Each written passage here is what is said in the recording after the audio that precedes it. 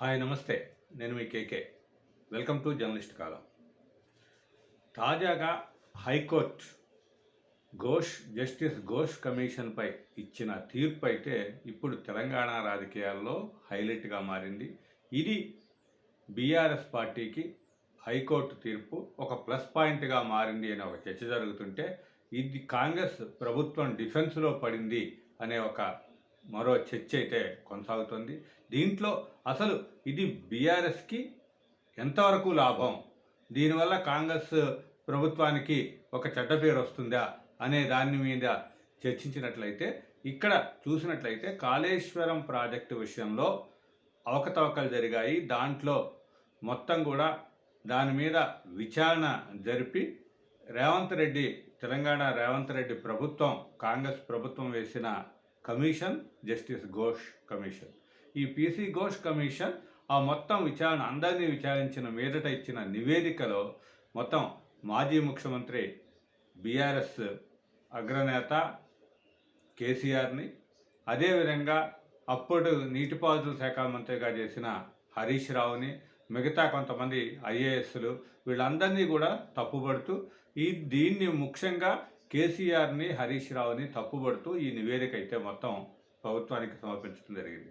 దాని మీద వాళ్ళు హైకోర్టుని ఆశ్రయించడం, కేసీఆర్ కానీ హరీష్ రావు మిగతా కొంతమంది ఐఏఎస్లు హైకోర్టుని ఆశ్రయించిన మీదట తాజాగా ఇచ్చిన తీర్పు హైకోర్టు ఏంటి అంటే, పీసీ ఘోష్ కమిషన్ కాళేశ్వరం మీద ఇచ్చిన నివేదిక ఆధారంగా సత్వర చర్యలు తీసుకోవద్దు వీళ్ళ మీద, అంటే కేసీఆర్, హరీష్ రావుకి హైకోర్టు తీర్పు ఊరట లభించింది అనేది అయితే స్పష్టంగా తెలుస్తోంది. అయితే దీంట్లో ఇక్కడ సత్వర చర్యలు తీసుకోవద్దు, అంటే వెంటనే చర్యలకు దిగొద్దు, దాని ఆధారంగా కమిషన్ రిపోర్ట్ ఆధారంగా అన్నది మాత్రమే ఇక్కడ మనం హైలైట్గా చెప్పుకోవాలి. దీన్ని రాజకీయంగా విజయంగా బీఆర్ఎస్ భావిస్తున్న తరుణంలో కాంగ్రెస్ అయితే ఇప్పటి నుంచే కూడా కౌంటర్ మొదలుపెట్టింది. దీంట్లో ఎమ్మెల్సీ అద్దంకి దయాకర్ కూడా దీని మీద తాజాగా వ్యాఖ్యానించడం జరిగింది. ఇది అక్కడ ఒక పాయింట్ హైకోర్టు చెప్పింది, ప్రభుత్వం కమిషన్ వేయటం తప్పు అనేది తప్పుపట్టలేదు, కమిషన్ వేయటం, విచారణ చేయటం ఇదంతా కూడా కరెక్టే, కానీ ఆ నివేదిక ఆధారంగా సత్వర వెంటనే చర్యలు తీసుకోవద్దు అనేది మాత్రమే హైకోర్టు తీర్పులో ఉంది.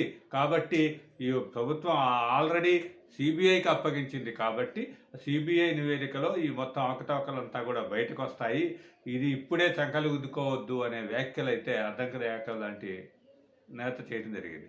అంటే దీన్ని ఇప్పుడు హరీష్ రావు వీళ్ళంతా బీఆర్ఎస్ నేతలు వీళ్ళంతా కూడా స్పందించేది ఏంటంటే, ఇక్కడ ప్రభుత్వం యొక్క రాజకీయ కుట్ర కోణం ఈ హైకోర్టు తీర్పుతో బయటపడింది అనేది అయితే స్పష్టంగా వాళ్ళు చెప్తున్నారు.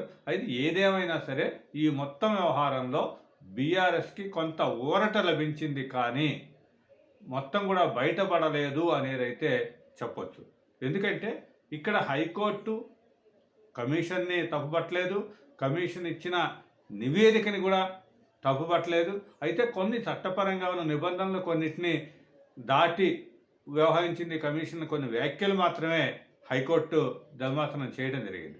దీన్ని మొత్తం చూసినట్లయితే ఈ మొత్తం వ్యవహారంలో ఇది పొలిటికల్గా కొంత మేరకు బీఆర్ఎస్కి ప్లస్, అదే రేవంత్ ప్రభుత్వానికి కొంత మైనస్ అయ్యే అవకాశం ఉంది. కానీ దీన్ని ఇప్పుడు ఇది మొత్తం కూడా వచ్చి మళ్ళీ సిబిఐ కోర్టులో ఈ కేసు పడే అవకాశం కనిపిస్తుంది.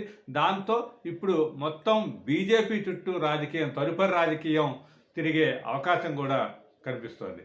అంటే ఇప్పుడు దీంట్లో ఇప్పటికే కాళేశ్వరం ప్రాజెక్టు విషయంలో జరిగిన అవినీతి మీద కాంగ్రెస్, బీఆర్ఎస్ ఇద్దరు కూడా పరస్పరం విమర్శలు చేసుకుంటూనే ఉన్నారు. దాంట్లో అంటే కాంగ్రెస్ చేసిన విమర్శల్ని బీఆర్ఎస్ నేతలు ఖండిస్తున్నారు.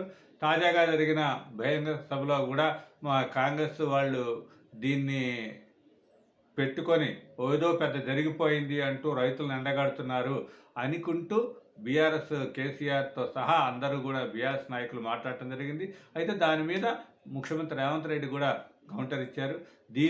ఈ మొత్తం వ్యవహారంలో వెంటనే ప్రభుత్వం చర్యలు తీసుకుంటుంది, ఈ కాళేశ్వరం కమిషన్ నివేదిక ఆధారంగా కేసీఆర్ని మీద కానీ హరీష్ రావు మీద కానీ మొత్తం కూడా చర్యలు ఉంటాయి అని అందరూ కూడా భావించారు. అయితే ఆ నేపథ్యంలోనే అప్పట్లోనే ప్రభుత్వం అయితే తెలివిగా వ్యవహరించింది. ఈ తెలివిగా వ్యవహరించి దాన్ని మొత్తం అసెంబ్లీలో పబ్లిక్ చేయకుండా దాన్ని తరువాత సిబిఐకి లేఖ రాయటం, దాని మీద విచారణ చేయమని సిబిఐకి కోరటం అనేది ప్రభుత్వం చేసిన మంచి పనిగా చెప్పాలి. ఎందుకంటే ఇప్పుడు హైకోర్టు దీని మీద ఇచ్చిన తీర్పు ఇప్పుడు సిబిఐ విచారణ చేస్తే దానికి సంబంధం ఉండదు కాబట్టి దీని మీద ఒక ఫ్యూచర్ ఊహించే మొత్తం కూడా రేవంత్ రెడ్డి ప్రభుత్వం చక్కగా వ్యవహరించిందని చెప్పాలి. ఏదేమైనా సరే ఇప్పుడు ఈ మొత్తం వ్యవహారంలో బీఆర్ఎస్ నేతలకి ఊరట.